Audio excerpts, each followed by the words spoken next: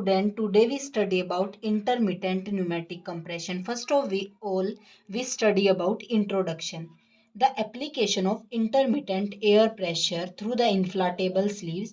हम इस थेरेपी में मेनली प्रेशर इंक्रीज करते हैं टिश्यूज का और जहाँ इंटरस्टिशियल स्पेसिस का प्रेशर इंक्रीज करते हैं. व्हेन द प्रेशर इंक्रीजेस, जब प्रेशर इंक्रीज होता है इंटरस्टिशियल स्पेसिस का, तो जो हमारा प्रेशर ग्रेडियंट है उसकी वजह से हमारा जो फ्लूइड होता है, एक्स्ट्रा जो वेस्ट फ्लूइड होता है, वो वीनस और लिम्फेटिक वेसल से ड्रेन हो जाता है.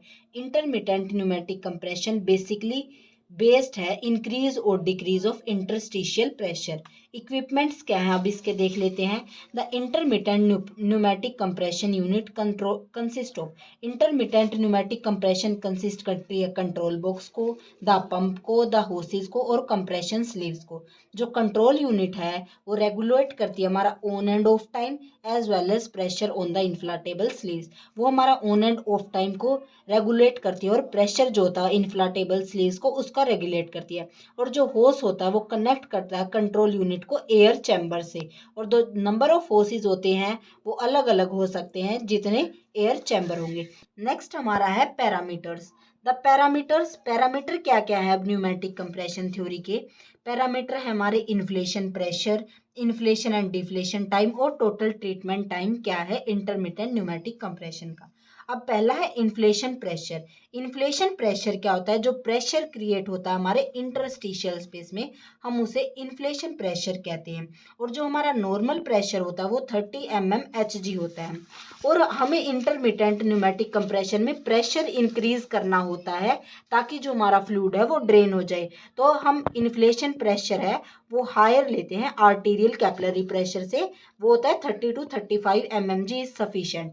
वो होता है हमारा 30 to 35 mmHg जो सफिशिएंट होता है हमारा फ्लूइड को ड्रेन करने के लिए. अब है इन्फ्लेशन एंड डिफ्लेशन टाइम. जो इन्फ्लेशन और डिफ्लेशन टाइम है वो सेट होता है कंडीशन के अकॉर्डिंग या कोई डिजीज के अकॉर्डिंग. कंडीशंस जो भी होती हैं पेशेंट में उसके अकॉर्डिंग सेट होता है. और जो आजकल जो इंटरमिटेंट न्यूमेटिक कंप्रेशन थेरेपीज आ रही हैं उनका on and off time pre set होता है, मतलब वो ऑटोमेटिक रेगुलेटेड होता है.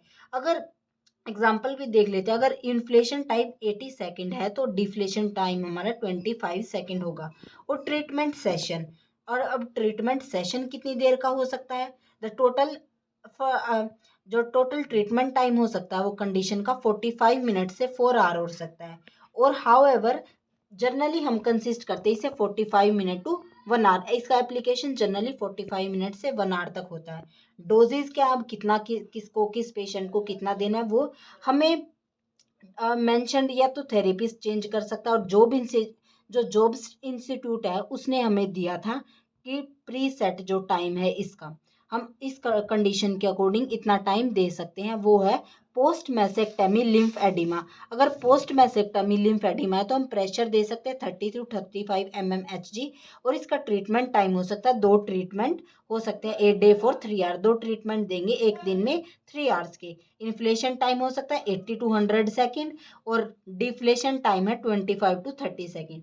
Oedema of lower extremities. अब अगर एडिमा है लोअर एक्सट्रीमिटीज का तो 30 to 60 mmHg हम प्रेशर दे सकते हैं. वही टाइम पीरियड सेम है, टाइम पीरियड सेम है पोस्ट मैसेक्टमी लिम्फेडिमा की तरह.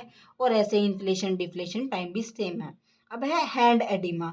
हैंड एडिमा में हम जो हैंड में हम 30 to 50 mmHg प्रेशर देते हैं. 2 ट्रीटमेंट पीरियड्स होते हैं, day of 30 minute to 1 hour each.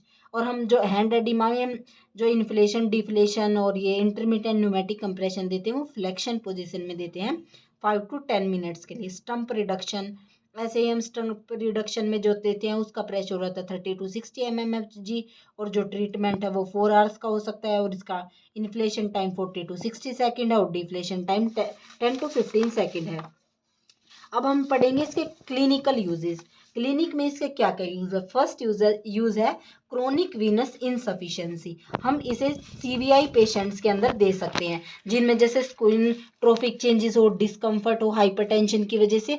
जो सीक्वेंशियल न्यूमेटिक कंप्रेशन थेरेपी है वो हम दे सकते हैं और सीवीआई ट्रीटमेंट हो सकता है उससे. इंटरमिटेंट न्यूमेटिक कंप्रेशन से। अब है deep Venus thrombosis. Deep Venus thrombosis क्या होता है? जो ब्लड क्लोट्स बन जाते हैं हमारी जो डीप वेन्स होती हैं, और ये यूजली जो डीवीटी है ये लेग्स में होता है, और ये एक पोस्ट सर्जिकल कंडीशन है। ये डीवीटी भी ट्रीट हो सकता है सर्कमफेरेंशियल एंड सीक्वेंशियल मेथड, और 30 मिनट की जब हम न्यूमेटिक कंप्रेशन देते हैं तो डीवीटी भी पर सेशन, जो भी सेशन लेते हैं थेरेपिस्ट, 30 मिनट अगर देते हैं तो ये ट्रीट हो सकता है। अगला है लिम्फेडिमा। लिम्फेडिमा को हम लिम्फेटिक एडिमा भी कहते हैं। इट रेफर्स टू, जो लिम्फेडिमा होता है उसमें प्रोटीन रिच जो फ्लूइड होते हैं, वो प्रोटीन रिच फ्लूइड जो उनका एक्यूमुलेशन हो जाता है, और ये किसकी वजह से होता है? Dysfunction of lymphatic system. Lymphoedema is incurable, और जो लिम्फेडिमा डिजीज है वो इनक्यूरेबल है, प्रोग्रेसिव है। हाउ एवर कंप्रेशन जो बैंडेजेस है, जो ये न्यूमेटिक कंप्रेशन है, कुछ हद तक लिम्फेडिमा को ट्रीट कर सकती है, पर ये पूरी तरह इनक्योरेबल नहीं है।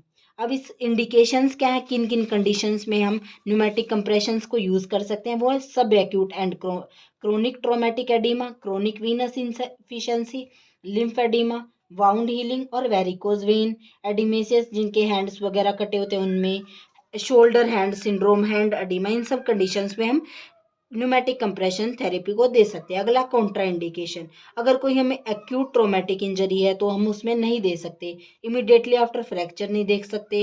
एक्यूट पल्मोनरी एडिमा अगर उसमें नहीं देख सकते। एक्यूट डीप वेन थ्रोम्बोसिस है उसमें नहीं दे सकते। हम सिर्फ क्रोनिक डीप वेन थ्रोम्बोसिस में दे सकते हैं। Thank you.